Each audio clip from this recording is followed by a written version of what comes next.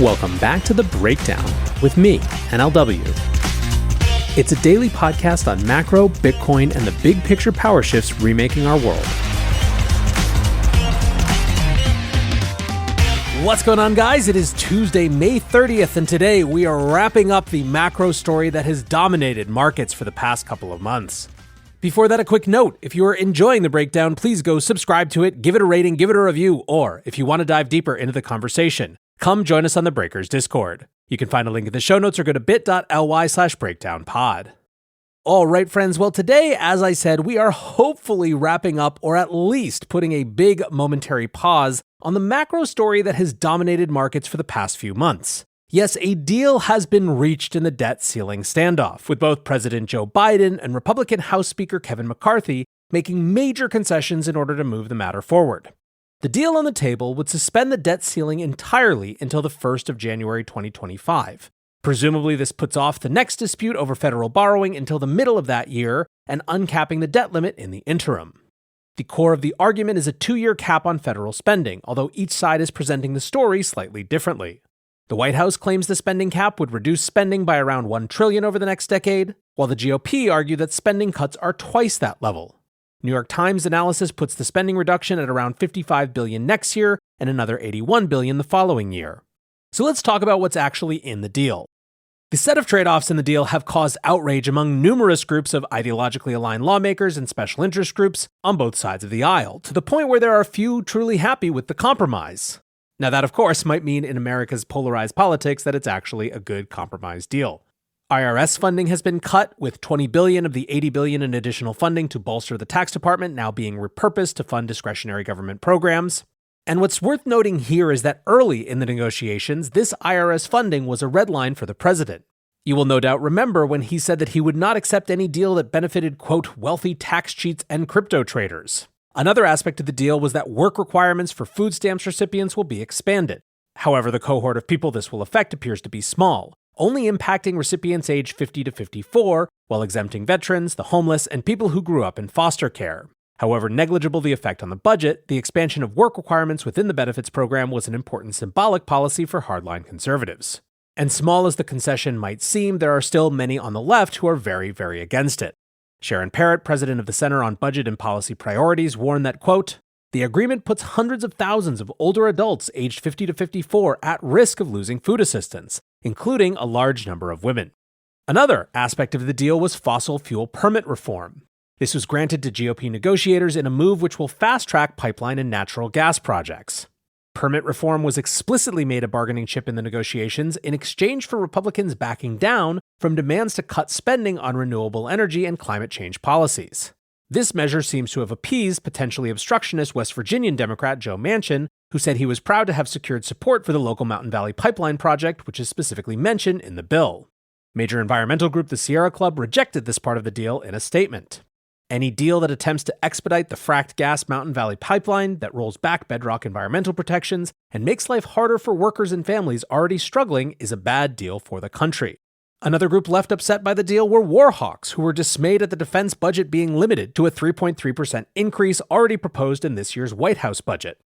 Republican Senator Lindsey Graham, who had been part of the GOP contingent pushing for a much higher defense spending, said, quote, spending below inflation is not fully funding the military. Lastly, at least for our purposes, the moratorium on student debt payments will finally come to an end after being extended multiple times over the past 3 years. Student debt forgiveness was not part of the deal, instead being subject to an ongoing Supreme Court challenge. $30 billion in unspent pandemic relief funds will be clawed back and redeployed into other discretionary programs. So let's talk about now where lawmakers stand on this. With the deal now finalized and legislation proposed, the matter will now move on to Congress for a vote.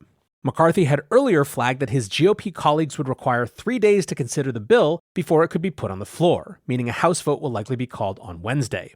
Senate Democrat leader Chuck Schumer flagged that senators must be prepared to work through next weekend if dissenters use procedural obstacles to delay the vote. It never ceases to amaze me just how scary it is for politicians to work over weekends and during their vacation time. Now, Republican centrists appear to be comfortable with the compromise, with Utah Senator Mitt Romney tweeting that he supported the deal and adding that, quote, this deal is good for the country in that it prevents a default and subsequent financial meltdown while also limiting spending. Moderate Democrat Annie Kuster, the chair of the New Democrat Coalition leadership team, echoed this sentiment, stating that the deal would, quote, avoid economic collapse while preventing cuts to key programs. Even some in the hardline GOP Freedom Caucus appear to be preparing to hold their nose and vote for the deal, reversing course on prior calls not to negotiate.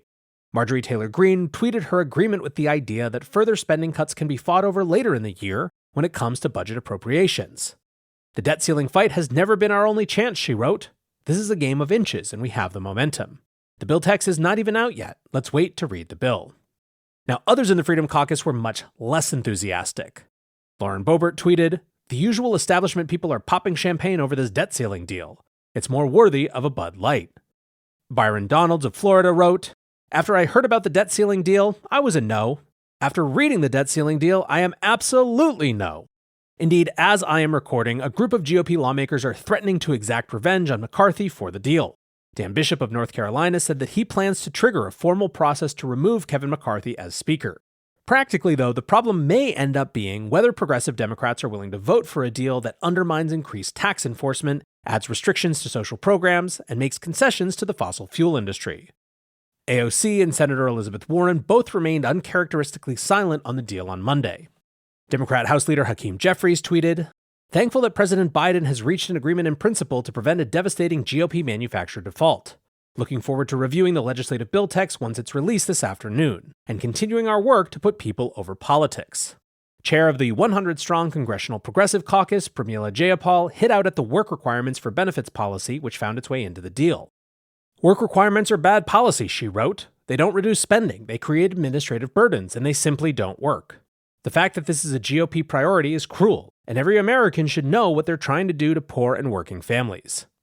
Still, in spite of all of this, both President Biden and House Speaker McCarthy insisted on Monday that they have the votes to get the deal over the line.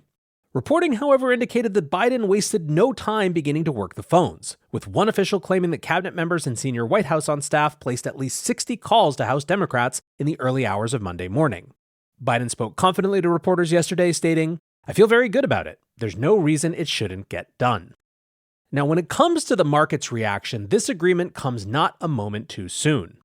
Earlier this month, Treasury Secretary Janet Yellen had forecast that the government could run out of cash by Thursday. Recent updates to this projection now indicate the government should be able to pay its bills until at least early next week. U.S. Treasuries rallied on Monday on low holiday weekend volume, with yields falling across all maturities to reflect reduced concern over a U.S. default. 10 to 30-year debt moderated, coming off the 2-month highs reached at the end of last week. The 10-year note softened by more than 10 basis points, which is a significant move for longer-term debt. The 1-month Treasury bill, however, is trading at 5.5% rates, which still represents a 25 basis point risk premium over the federal funds rate. Still, that's much less concerning than the 5.7% that was reached on Friday. Concerns now turn to equities and other risk markets, where analysts worry that a deluge of fresh debt issuance could drain liquidity as the Treasury rapidly refills its accounts. Andrew Brenner, head of international fixed income at Nat Alliance Securities, said, it's going to be taking money out of the economy at the federal level. Current futures positioning indicates another leg down for long-dated Treasury yields, suggesting the early stages of a flight to safety into long-term bonds. Now, the Treasury typically targets $500 billion in cash holdings, but is now down to its last few tens of billions. How the Treasury goes about refilling its accounts is still an open question, and this is the particular piece that has people most concerned. The procedure of refilling those accounts could end up tightening liquidity conditions in a similar way to Fed quantitative tightening if it isn't conducted slowly and carefully. Think about it this way. If the Treasury is going from zero effectively to $500 billion in cash holdings, that $500 billion in cash holdings is coming out of the rest of the economy, hence tightening liquidity conditions. And to get a sense of the scope of this, $500 billion in cash is about the same amount the Fed has reduced its balance sheet by over the last year of quantitative tightening. Appearing on Kitco News, Lynn Alden warned that the Treasury could spark a liquidity crisis as it refills this cash stockpile. For the past 6 months, she said, the Treasury has actually been offsetting a lot of the Fed's tightening. The Treasury has been emptying their cash account into the financial system. If they want to refill their cash account back up to their target, then it's like a double negative for liquidity. They're joining the Fed in pulling liquidity out of the market. If things surprise in terms of how bad they'll get, I think it will be because the Treasury does not manage that refilling process well. TXMC Trades said something similar. Pay attention, they wrote, to how upcoming debt issuance is funded. If Yellen issues bills and money market funds leave reverse repo to buy them, it is liquidity neutral. If instead, US Treasury issues more duration, not bills, or if banks buy with reserves instead of money market funds, there is a higher risk of fragility. If cash stays in reverse repo, banks pay with reserves, and the Fed is still running QT, you'd have two vacuums working in tandem to weaken systemic liquidity. Red flag for risk. For what it's worth, when the Treasury refilled its coffers last May, it was the banks who paid. Now, it feels to me like those short-term liquidity concerns are the most important things to keep an eye on. However, many market commentators are also zooming out a bit farther. Reddit group Wall Street Silver wrote, "They didn't raise the debt ceiling by an amount. They set a new date of January 1st, 2025.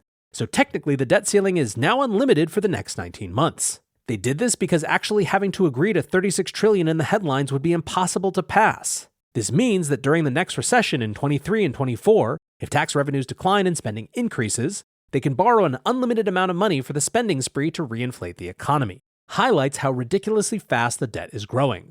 Force these painful debates every 6 months." The Kobayashi letter writes, "The most ironic part of the debt ceiling deal is that it will literally accelerate the federal debt crisis. With an uncapped debt ceiling for 19 months, there is unlimited borrowing capacity. Conservatively speaking, federal debt will cross $36 trillion by 2025. The debt ceiling deal will ironically add record levels of debt." Former member of Congress Justin Amash wrote, "I've now reviewed the bill text of the debt ceiling deal, and it's actually worse than I imagined. It locks in the inflated spending levels of recent years. Under McCarthy's deal, any incentive to cut spending for the rest of this term vanishes. Until January 2nd, 2025, the Treasury will now have unlimited authority to issue debt to finance commitments requiring payment. It's the ultimate kick the can down the road agreement." Putting it perhaps most simply of all was Ryan Selkis of Masari, who wrote, "The Fed is going to print so much money, it's disgusting. Long Bitcoin and ETH." So let's take a step back and just try to sum this up. First of all, the politics of the deal. This isn't a political show, so I don't want to get too deep into this. But this is very clearly a victory for the moderate wings of both parties. McCarthy is dragging along the GOP's Freedom Caucus, even if they kick and holler as they come. And especially if we see more defections from that caucus, it makes the people who are still screaming seem more marginalized on the outside. Same goes for the progressive wing of the Democrats. So far, at least, it seems like that cohort is comfortable having the institutions like the Sierra Club make the big critiques rather than actually standing on their soapboxes themselves. Perhaps that's because they have a stronger sense of the importance of getting this deal done at basically any cost. Now, what about the actual short-term economic impact?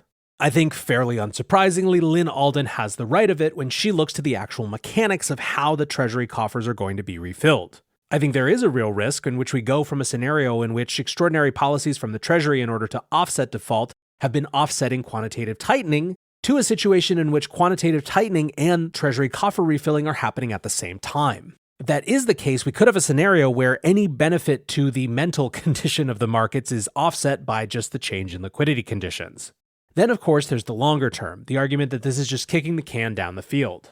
Obviously, I think many Bitcoiners will have extreme resonance with this position, and frankly, after watching this debate transpire, even if it was a short-term victory for the moderates, it's not exactly clear what the medium ground for this is going to be in terms of actually solving the underlying issues here. It continues to feel like we are in a prelude to some much more seismic change kind of moment. So far, the big macro stories of 2023 have been bank failures and turbulence, and the US government almost defaulting on its debt. It's a rough time, in other words, to be in the fiat regime, and you gotta think that a lot of Bitcoiners are sleeping a little bit more soundly at night. Unfortunately, I think we will have all too many chances in the months to come to discuss what happens next. But for now, the deal is that a debt ceiling deal seems to have been reached, and so we can move on to the next thing. Thanks as always for listening, and until tomorrow, be safe and take care of each other. Peace